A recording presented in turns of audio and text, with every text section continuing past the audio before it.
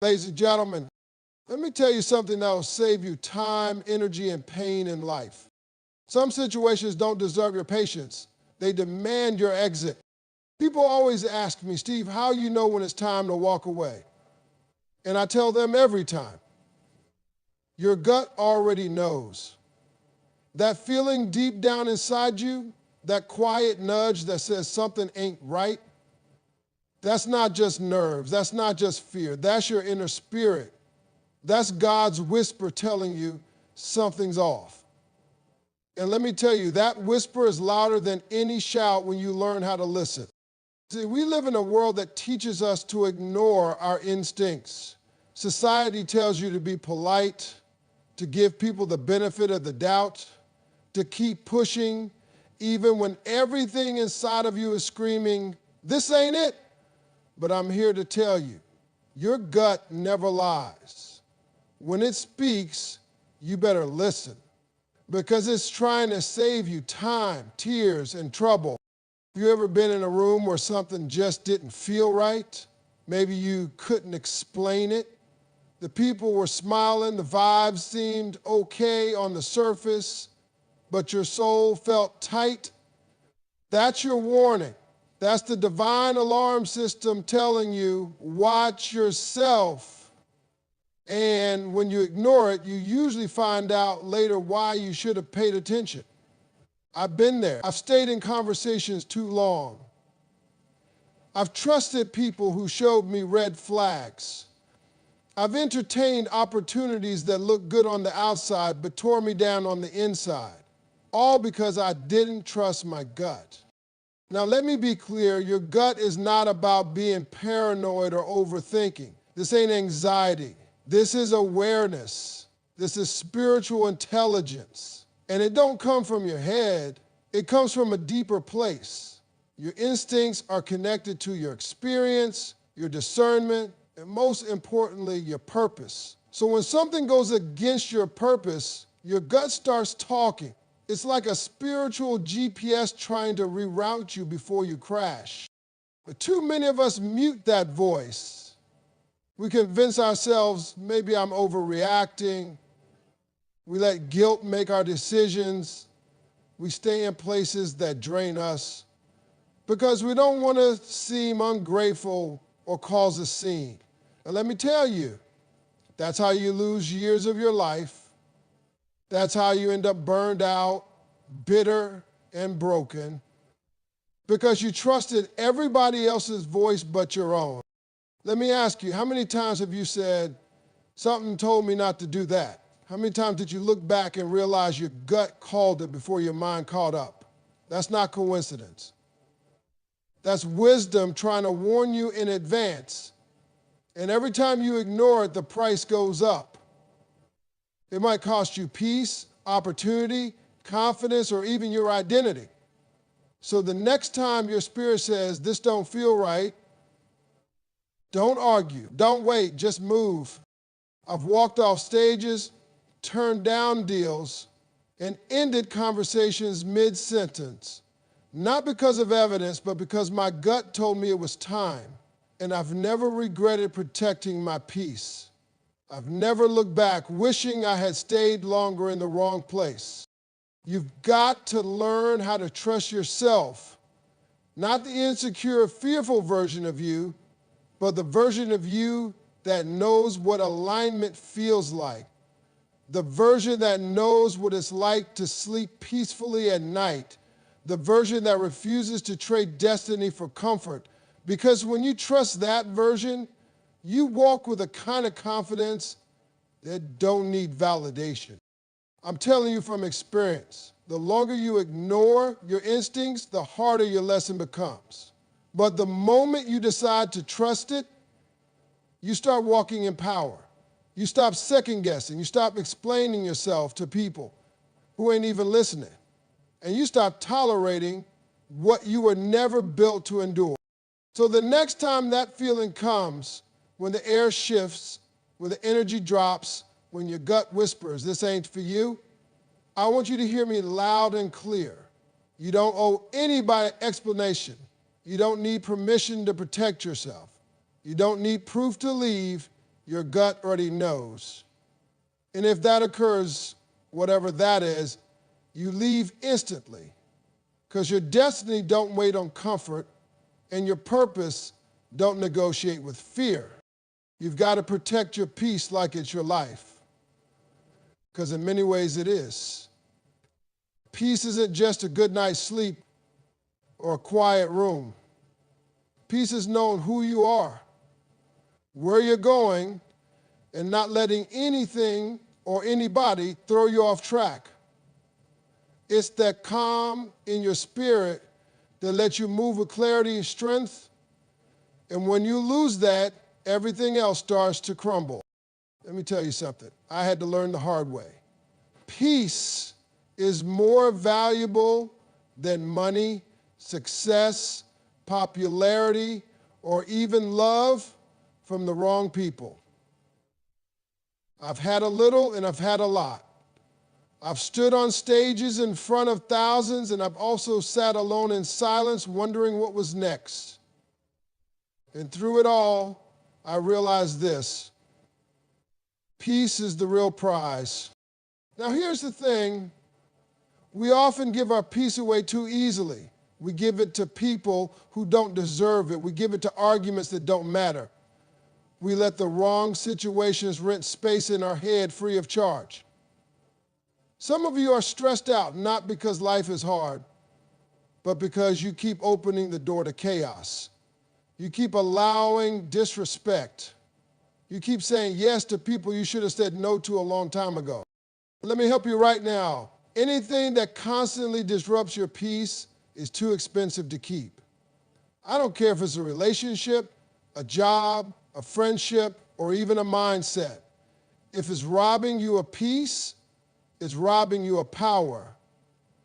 And I don't know about you, but I've worked too hard, prayed too long, and survived too much to let somebody come in and steal my peace. You've got to start setting boundaries, not because you're rude or arrogant, but because you respect your peace. You have to be willing to say, I love you, but I won't let you drain me.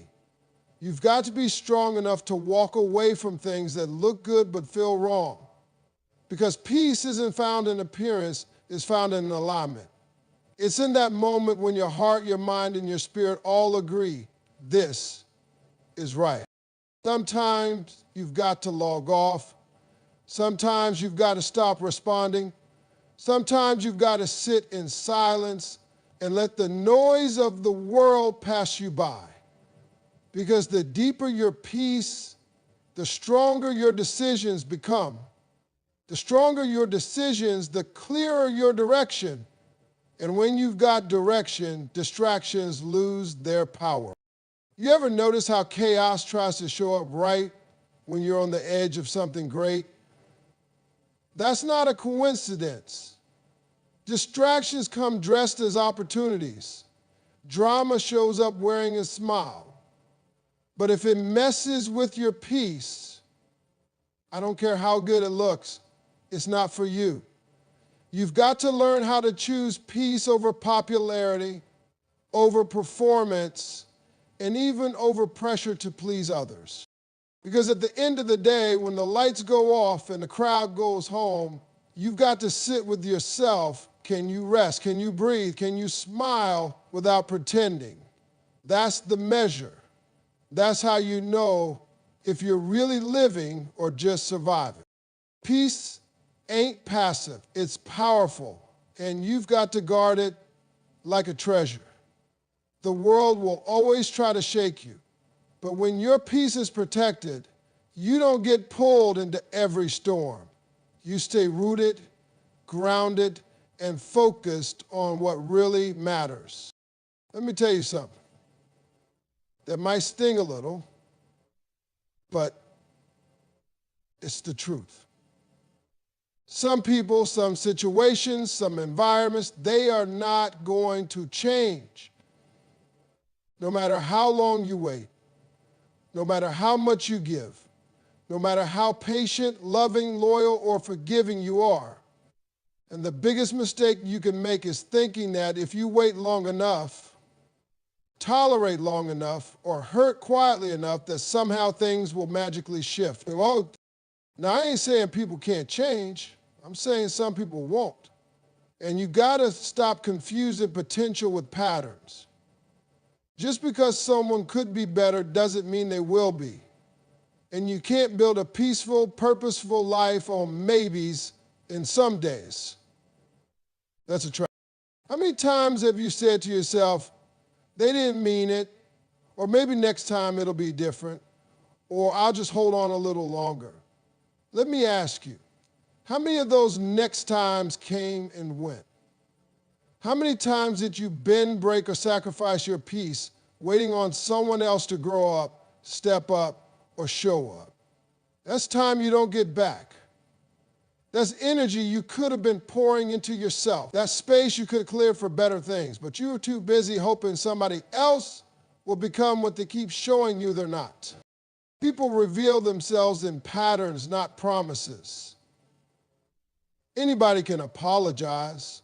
Anybody can say the right words when you threaten to leave, but look at the behavior. Look at the track record. If nothing changes, nothing's going to change. And I don't care how good the history is, if the present is painful and the future looks just like the past, it's time to stop waiting. See, when you stay stuck hoping for change, you delay your own growth. You start adjusting yourself to fit into a place that's shrinking you. You start calling dysfunction normal.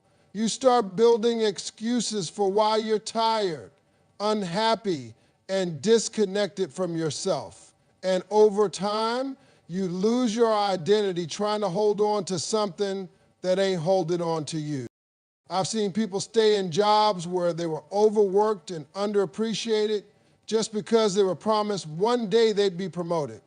I've seen folks stay in relationships where they were barely respected because they were convinced that if they just loved harder, they could fix the other person. Let me tell you this. Love doesn't fix people. Time doesn't fix people. Only a person's decision to grow will fix them. And you don't control that. So what are you doing sitting there waiting on someone else's transformation while you're slowly crumbling inside? You can't force change. You can't praise someone into maturity. You can't sacrifice your peace at the altar of someone else's comfort. At some point, you've got to ask yourself, what am I really waiting for? If they haven't changed by now, what makes you think tomorrow's going to be different? You've got to be bold enough to say, I'm not waiting anymore. Not because you're bitter, not because you hate them, but because you love yourself enough to move forward. Because the moment you stop waiting on someone else to change, you give yourself permission to grow. You give yourself permission to heal. You open the door to something new, and trust me, God cannot bless the space you're in until you let go of the thing you keep making excuses for. This is your life. Not a rehearsal, not a draft, not a warm-up act. This is it. And every second you spend in limbo is a second you're not walking in your purpose. Don't keep planting seeds in a place that refuses to grow. Don't keep begging for honesty, respect, peace, or consistency. Those things don't have to be forced. When it's right, it flows. When it's right, it grows. When it's right, you don't have to keep justifying your pain. So if the change you've been waiting on hasn't come and you've done your part and it's still the same mess in a different outfit, take the hint. That's your sign. That's your confirmation. That's your permission to stop waiting and start walking.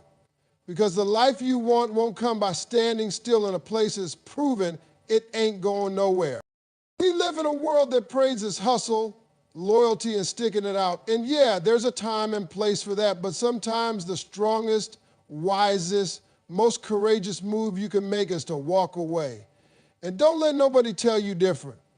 Leaving doesn't mean you gave up. It means you finally got honest. See, people will try to guilt you into staying in situations that don't serve you. They'll say you're selfish. They'll say you're weak. They'll say you just couldn't handle it. But let me tell you something. Knowing when to leave takes strength most people don't have. It takes backbone to say, I deserve better. It takes clarity to recognize that love, loyalty, or a paycheck ain't worth losing yourself over. I've had to walk away from people I care deeply about. I've had to leave environments that once felt like home, and every time it hurt. Every time it felt like I was tearing off a part of myself, but you know what hurt more? Staying somewhere I had outgrown. Staying somewhere that was slowly killing my joy, my confidence, and my peace. Let me ask you something. Would you stay in a house that's burning down just because you helped build it? No. You'd get out. You'd save your life. So why are you staying in places that are emotionally or mentally on fire? Why are you holding on to relationships that leave you empty, jobs that leave you numb, or friendships that drain the life out of you? That ain't strength. That's survival mode. And you weren't built to just survive. You were built to thrive. There's wisdom in knowing when your season in a place is over. Some situations were meant to teach you, not to keep you. Some people came into your life for a reason, but not for a lifetime. And when you hang on past the expiration date, things go sour. You start resenting the very thing you used to love. You start questioning your worth. You start losing sight of your dreams just to keep someone else comfortable. That's not purpose, that's prison. You've got to stop letting guilt keep you stuck. Let me say that again. You've got to stop letting guilt keep you stuck. You don't owe anyone your well-being. You don't owe anyone your peace. You don't have to destroy yourself to keep someone else happy. And when you finally realize that, leaving won't feel like failure anymore. It'll feel like freedom.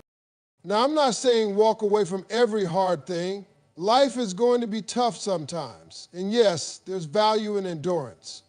But you've got to know the difference between a challenge and a cage. A challenge stretches you.